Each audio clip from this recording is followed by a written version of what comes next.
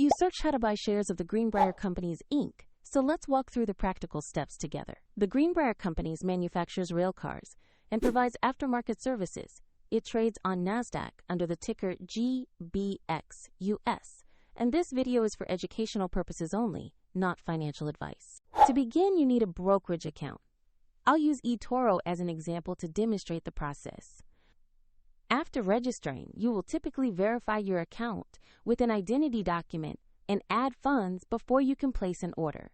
Use the platform search bar and type the ticker GBXUS to locate the Greenbrier Companies Inc. Select the result that clearly shows the NASDAQ listing to ensure it is the correct company. On the asset page, check the company description and examine the price chart to confirm you have the right stock. Verify the exchange and ticker again before moving to the order screen. Tap Invest, enter the amount you want to buy, and choose the order type provided by the broker. Then review the order details carefully.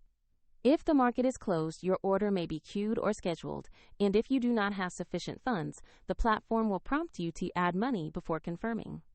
After your order is executed, the new position will appear in your portfolio where you can monitor it. Check the description for the eToro link if you want to start the registration process.